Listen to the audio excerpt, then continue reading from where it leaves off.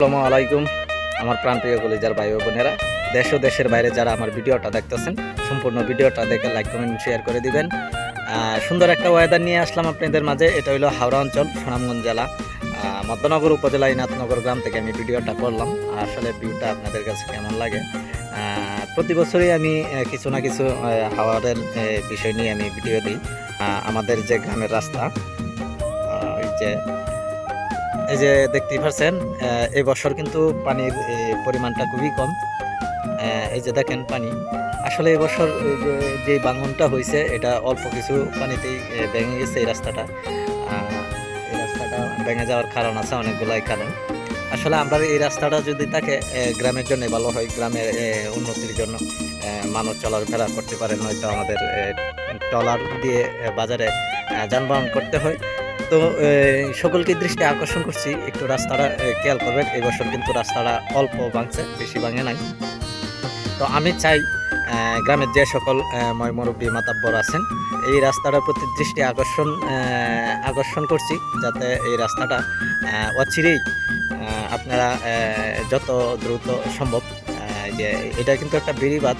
তো আমরা গ্রামের এলাকার মানুষ চাই এটা বেড়িবাঁধ থেকে সরকারের আওতায় যাতে আনা হয়, সেই বিষয়ে একটু দৃষ্টি আকর্ষণ করছি। আর এলাকার মানুষকে সবাইকে আমি বলতে চাই একটা কথাই, আপনারা যেখানেই থাকেন, অটুট থাকেন, যেখানেই থাকবেন, মানে ধারে স্থিরে এক চিন্তায় থাকবেন, ঠিক আছে? সমালোচনা বন্ধ করেন, সমালোচনা বন্ধ করে গ্রামের কিভাবে উন্নতি করা যায়, কিভাবে মানে সামনের দিকে এগোনো যায়, এই বিষয়ে একটু নজরদারি করেন। আর আপনাদেরকে অনুরোধ জানাচ্ছি, চায়ের দোকানে বসে, রুটির দোকানে বসে কারো সমালোচনা করবেন না, ঠিক আছে? সমালোচনা বাদ দিয়ে নিজের চরকায় তেল দেন, নিজের ভবিষ্যৎ করেন, এটাই আমার মনে হয় সব থেকে ভালো হবে।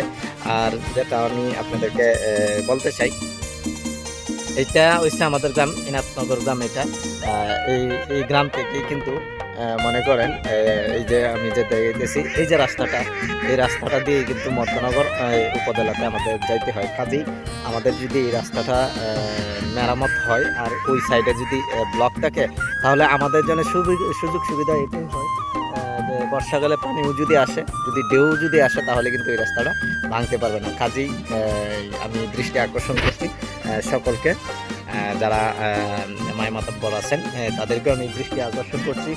মধ্যনগর উপজেলা টিউনু স্যারের কাছে আমি আবেদন করছি, এই রাস্তাটা যাতে খুব শীঘ্রই যাতে মানে কাজ হয়। তো আমরা এটাই চাই যে আমাদের ইনাতনগর গ্রামে কোনো স্কুল নাই, কোনো মসজিদ আছে, তো মসজিদটাও ঠিকমতো মেরামত করতে পারতেছে না, কারণ গ্রামের মানুষ তো খুবই চালাক, সমালোচনাই বেশি করে। তো আমার দৃষ্টি থেকে আমি বলতে চাই, দ্রুত যাতে সম্ভব এই রাস্তাটা করার জন্য। আর আমাদের ইনাতনগর গ্রামে কোনো প্রাইমারি স্কুল নাই, তো ছেলে মেয়েদের বাচ্চাদের পড়ালেখার জন্য একটা স্কুল খুবই দরকার।